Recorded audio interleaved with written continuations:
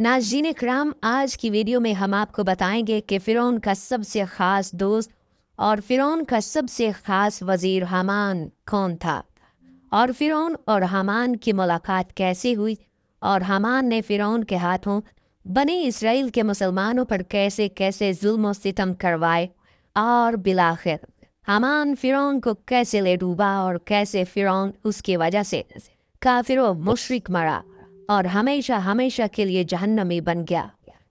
प्यारे दोस्तों, इन तमाम सवालात के जवाबात कुरान और हदीस की रोशनी में आज की इस वीडियो में हम आपको बताएंगे। नाज़रीन कराम, अल्लाह ताला ने कुरान पाक के 6 मकामात पर फ़िरौन के वज़ीर हामान का जिक्र फरमाया है।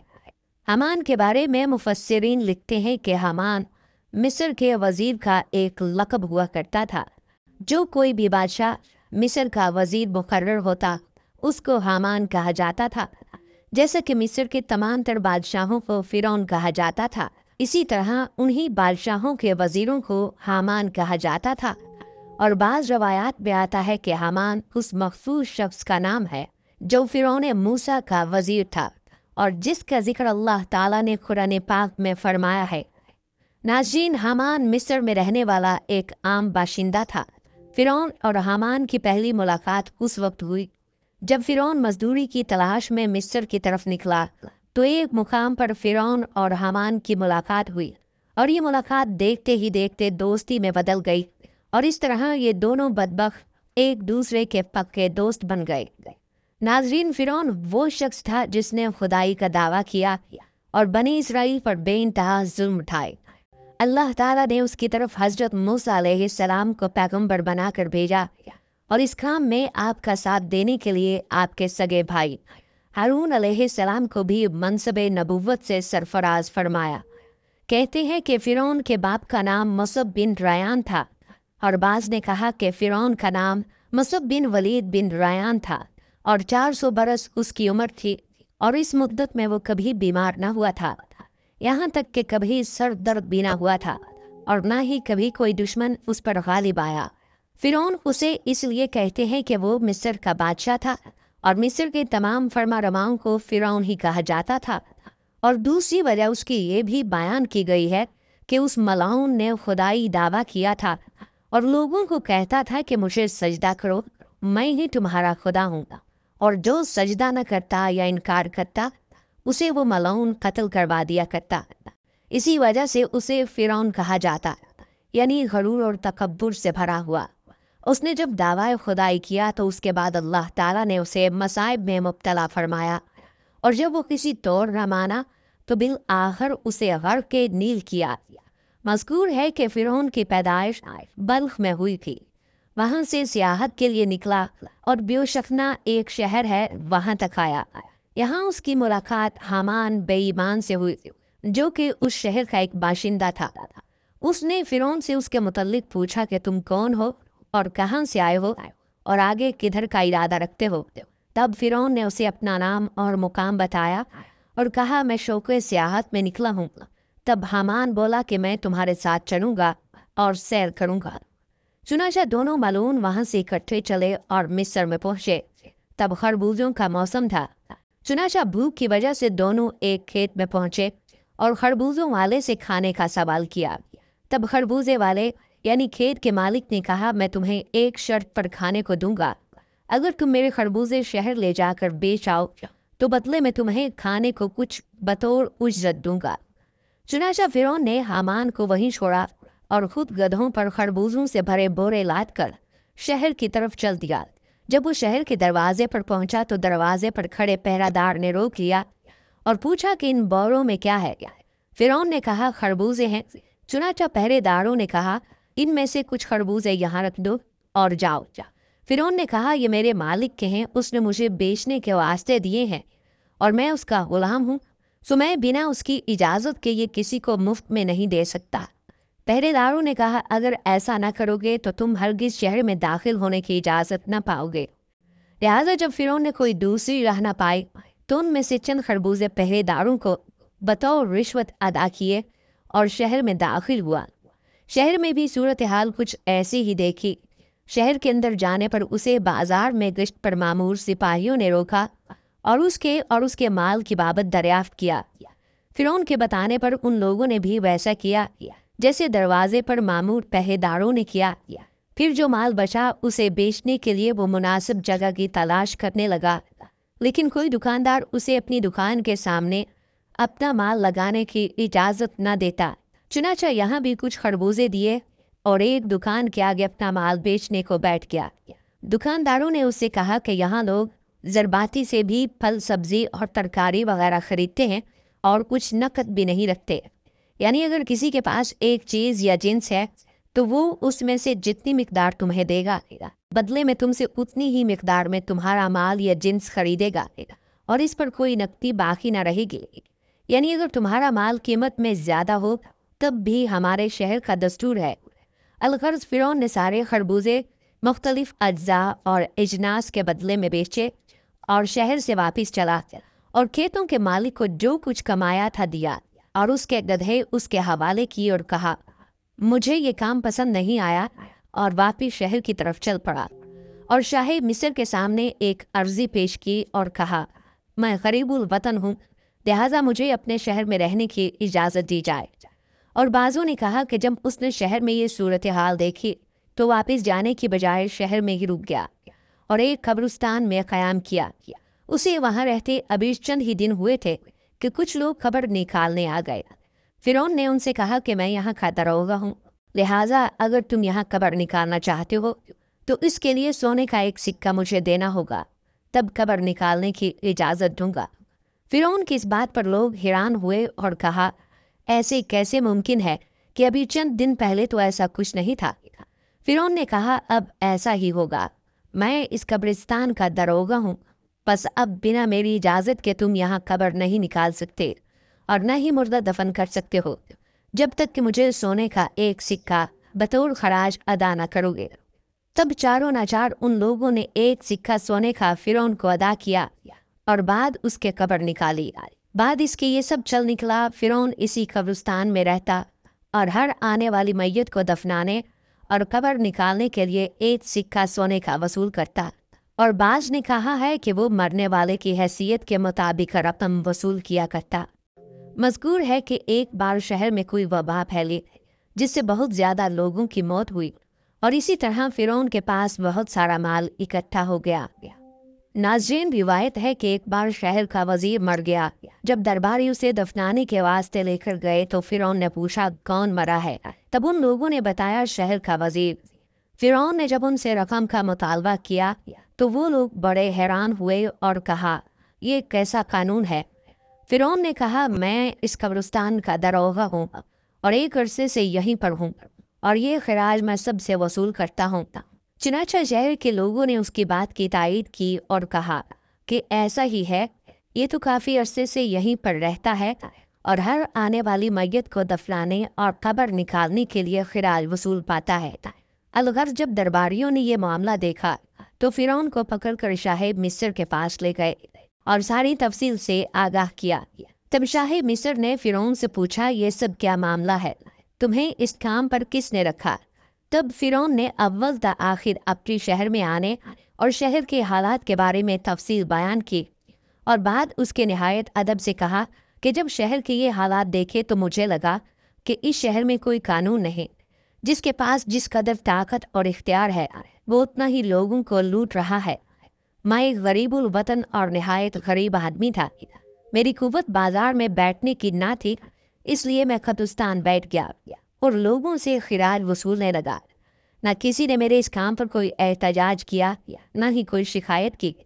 और जो हालात शहर के थे इसमें लोग शिकायत लेकर कहाँ जाते कि उसमें भी शिकायत दर्ज करने वालों को भी उन्हें उतना कुछ देना पड़ता, इसलिए लोगों ने कम दे लेना मुनासिब ख्याल किया। चुनाचा शाह मिस्र ने फिरौन की गुफ्तगू से उसे एक दाना और दूर अंदेश फर्द ख्याल किया और उससे पूछा, क्या तुम इस शहर के हालात को बेहतर बना सकते हो अगर तुम्हें इसका इख्तियार दिया जाए? तो फिरौन ने इस बात की हामी भर ली और कहा, अगर ऐसा हो जाए कि मुझे साहिब इख्तियार बना दिया जाए तो मैं शहर मिस्र को इन सारे फितनों से साफ कर दूंगा। अलगर्ज शाह मिस्र ने फिरौन को मरने वाले वजीर की जगह पर मामूर किया और तमाम इख्तियार शहर के फिरौन को दे दिए। चुनाचा फिरौन ने मिस्र का वजीर मुकर्रर होते ही हामान को अपने शहर में बुलवा लिया और उसे अपना साथी मुकर्रर किया। बाद इसके जो खिराज शाही, सिपाही और दरबान वगैरह दुकानदारों और ताजिरों और आम रियाया से वसूलते थे, सब बंद किए।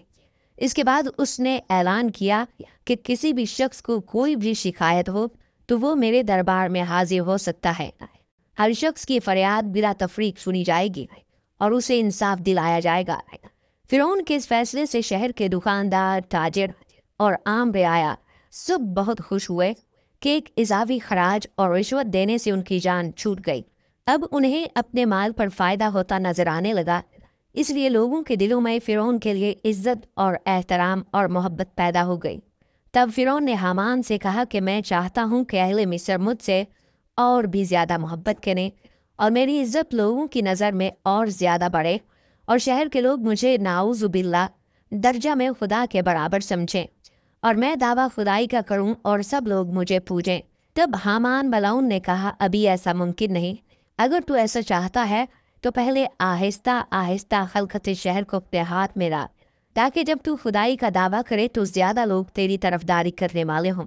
तब फिरौन मलून ने कहा कि इसकी क्या तदबीर हो सकती है, क्योंकि शहर के सब लोग अभी तक यूसुफ बिन याकूब अलैहिस्सलाम के दीन पर मुस्तहकिम है। मैं किस तरह उन्हें इस तरफ ला सकता हूँ। चुनाचा उन्होंने इसके लिए एक तदबीर सोची।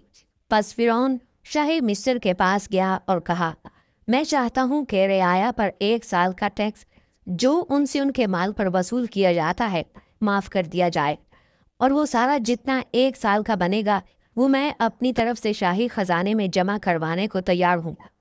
बादशाह फिरौन की हिकमत दानाई से और अमूर वजारत से बड़ा खुश था, लिहाजा उसने कहा, मैं नहीं चाहता कि तुम्हारा नुकसान हो और मेरा नफ़ा हो। चुनाचा 1 साल का टैक्स तुम्हारी तरफ से रियाया पर माफ़ करता हूँ। फिरौन ने कहा, मैं नहीं चाहता कि शाही ख़जाने में कोई कमी हो, लिहाजा इस 1 साल का टैक्स रियाया की तरफ से शाही ख़जाने में मैं खर्च करवा दूंगा। बस बादशाह कम अकल और नाफहम था। फिरौन की खातिर 1 साल का ख़जाना रईयतों से ना लिया और कहा, जो तुम्हारा दिल चाहे वैसा करो। तब फिरौन ने दीवान और ख़जानचियों को बुलाकर पूछा कि मिस्र का ख़जाना 1 साल में रईयतों से कितना वसूल किया जाता है। उन्होंने बताया, इतना होता है। बस फिरौन ने उतना रुपया हामान के हाथ शाही ख़जाने में अपनी तरफ से जमा करवा दिया। बाद इसके सारे शहर में मनादी करा दी कि इस साल का टैक्स रईयतों पर हमारी तरफ से माफ़ किया गया और हमने अपनी तरफ से इतना ख़जाना बादशाह की सरकार में शाही ख़जाने में जमा करवा दिया है, और अलावा इसके 2 बरस मज़ीद का ख़जाना यानी टैक्स माफ़ करने की अपील भी सरकार आली में पेश की, सो वो भी कबूल हुई। यानी अब 3 बरस तक रईयतों से किसी भी किस्म का कोई टैक्स वसूल न किया जाएगा। बस जब ये मनादी सुनी तो तमाम रियाया मिस्र की बहुत ज़्यादा खुश हुई और गरीब गुरबा जितने थे सभी ने फिरौन की तरक्की और खुशहाली के वास्ते दुआ मांगी और खुदा का शुक्र बजा लाए। और इस तरह रैयतों में फिरौन की नेकी और फराख दिली के चर्चे होने लगे और रियाया की नज़र में उसकी इज्जत और कदर व मंजिलत बढ़ी। बस 3 बरस तक का टैक्स माफ़ होने की वजह से मिस्र की रियाया को फरागत हुई।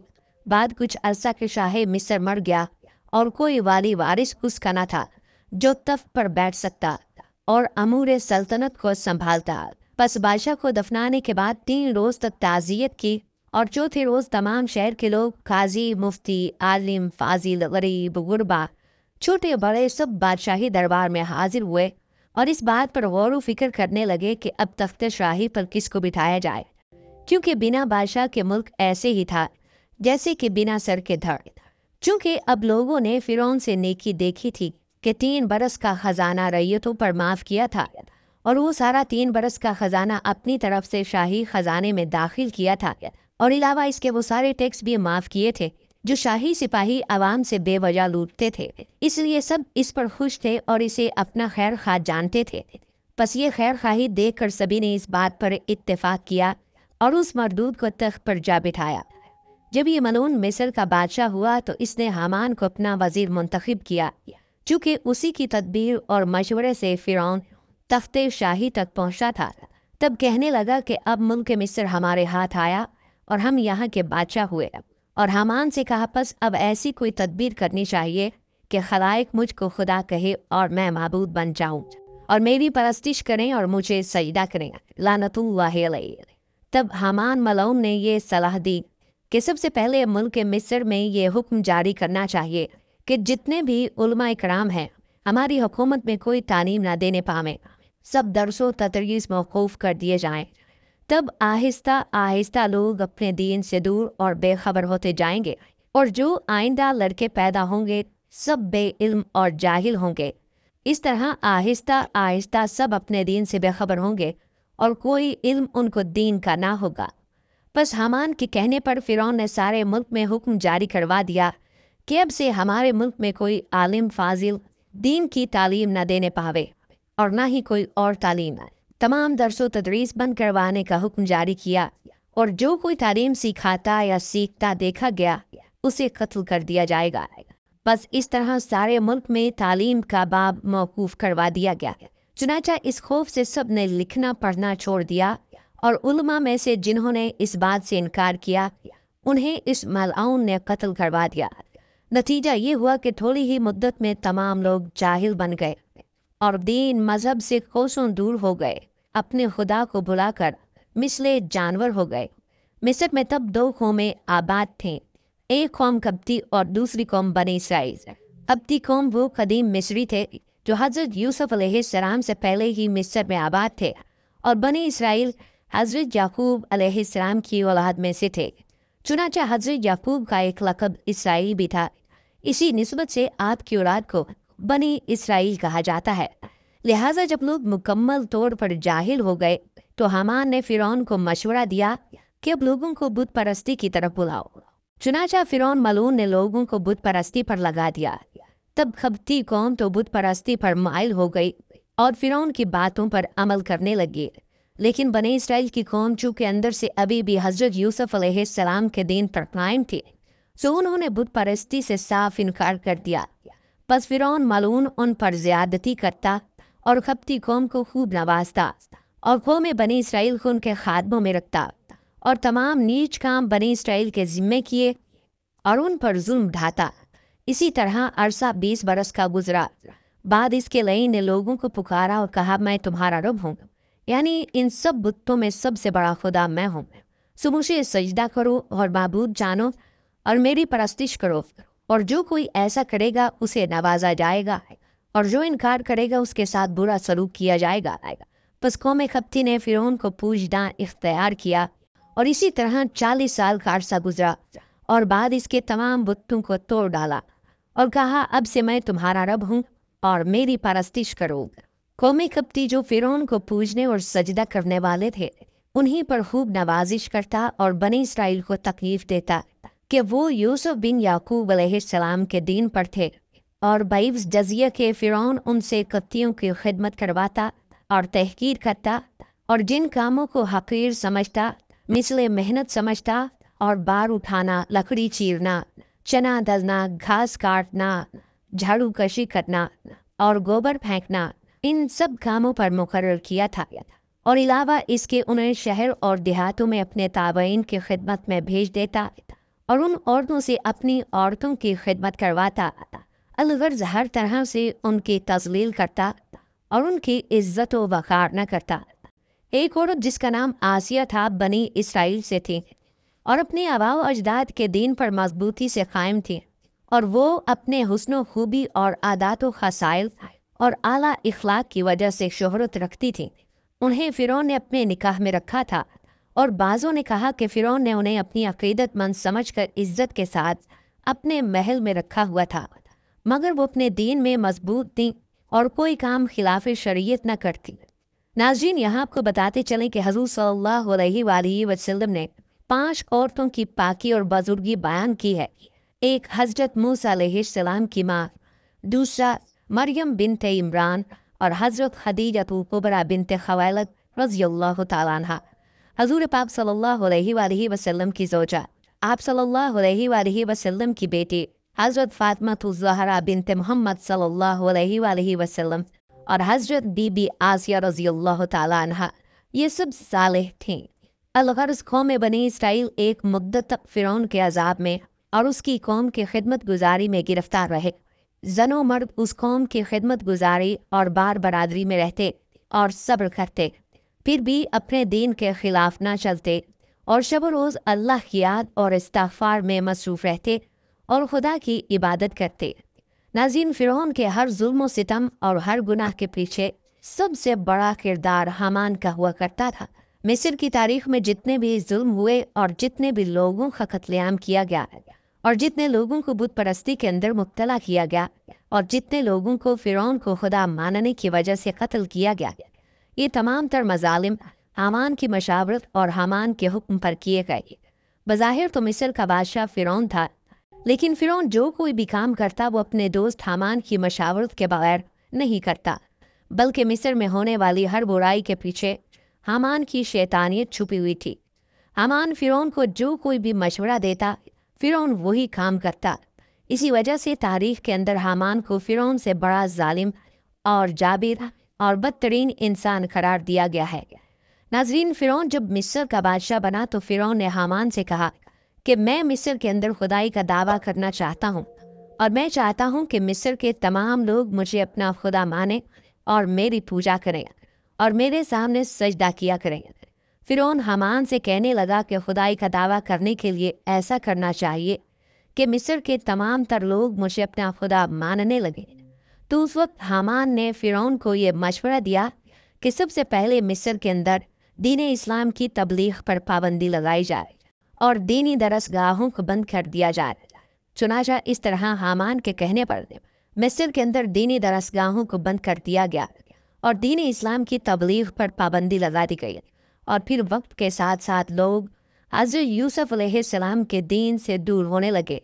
इसके बाद मिस्र के लोग कुफ्र व शिर्क के अंदर मुब्तला करने के लिए हामान ने ये चाल चली कि मिस्र के हर घर में बुतों की पूजा शुरू करवा दी और इस तरह मिस्र के हर घर में लोग कुफ्र व शिर्क के अंदर मुब्तला होने लगे और अल्लाह ताला की वहदानियत को छोड़कर बुतों की पूजा करने लगे। इसके बाद जब फ़िरौन और हामान ने देखा कि मिस्र के तमाम तर लोग अल्लाह ताला की ज़ात को भूल चुके हैं और अल्लाह ताला की वहदानियत को छोड़कर बुत परस्ती के अंदर मुब्तला हो चुके हैं, तो उस वक्त हामान ने फ़िरौन को ये मशवरा दिया कि अब मिस्र के तमाम तर लोगों को एक जगह पर इकट्ठा किया जाए और उनके सामने खुदाई का दावा किया जाए और उनको सजदा करने का हुक्म दिया जाए।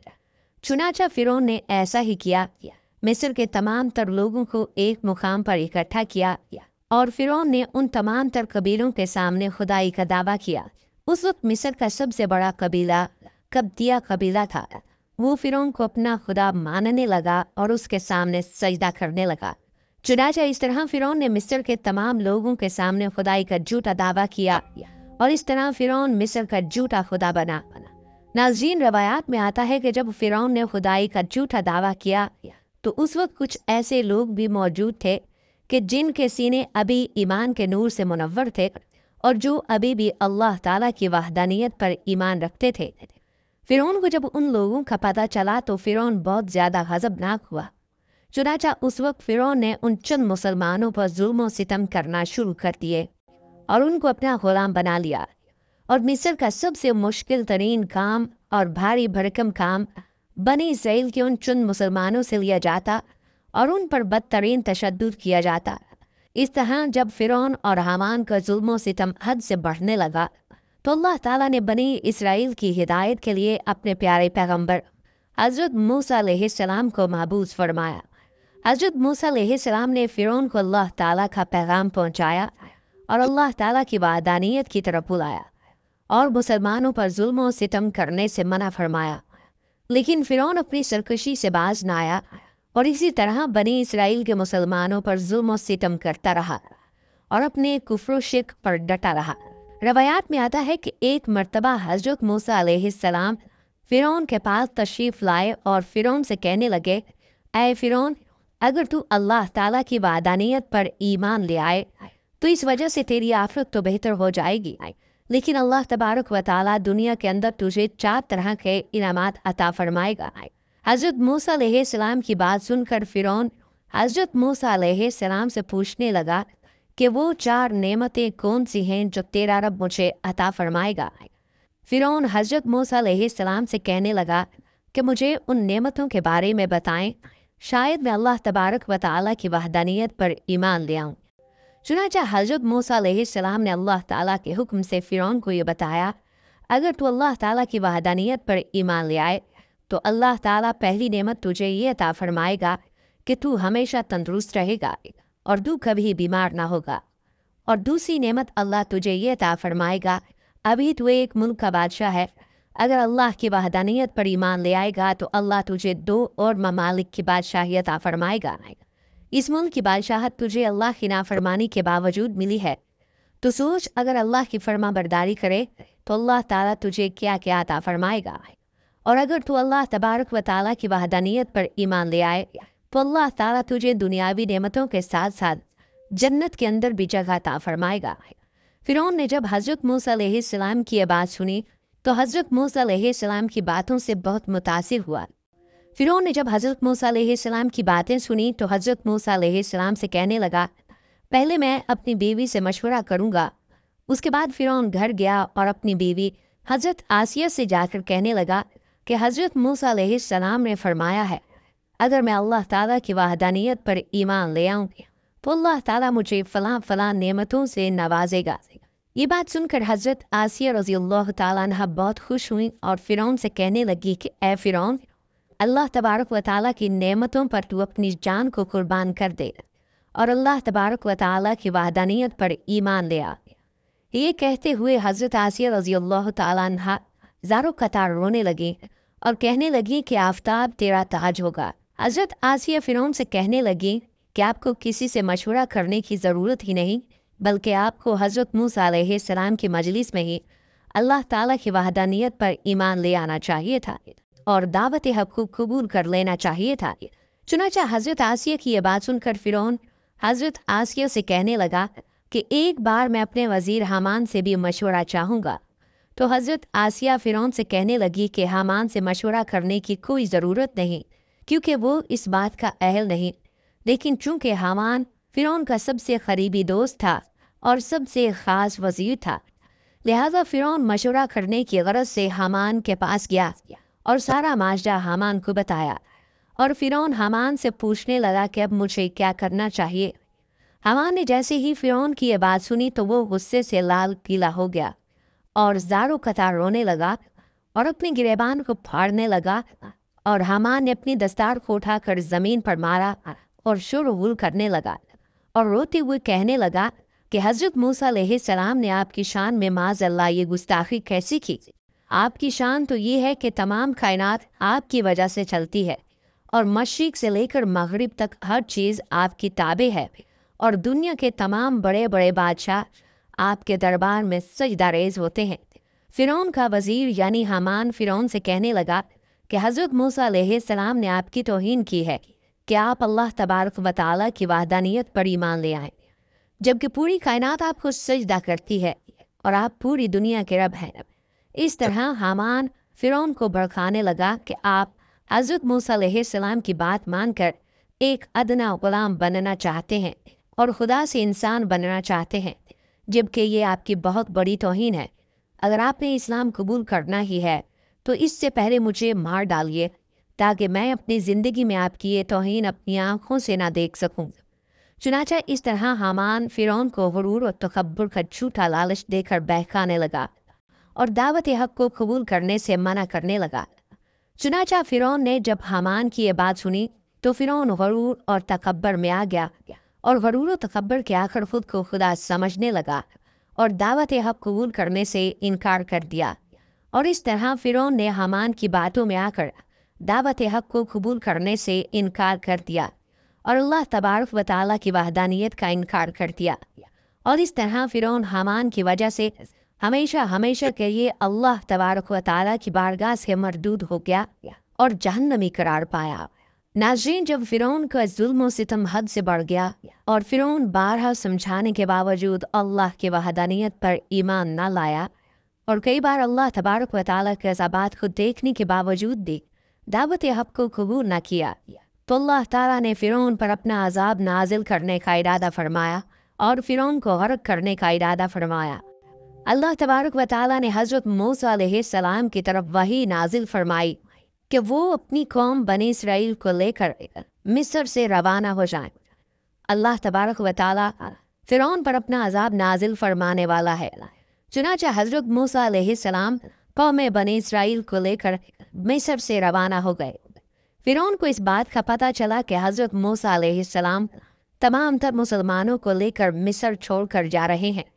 तो फ़िरौन ने एक बहुत बड़ा लश्कर तैयार किया और हज़रत मूसा अलैहिस्सलाम का पीछा करने लगा। और फ़िरौन ने अपने लश्कर को ये हुक्म दिया कि हज़रत मूसा अलैहिस्सलाम और हज़रत मूसा अलैहिस्सलाम के साथ जितने भी मुसलमान हैं उनमें से कोई भी ज़िंदा नहीं बचना चाहिए और माज़अल्लाह सबको कत्ल कर देना। चुनांचे उधर जब हज़रत मूसा अलैहिस्सलाम दरियाए नील के किनारे पर पहुँचे, पीछे से फ़िरौन भी अपना लश्कर लेकर पहुँच गया।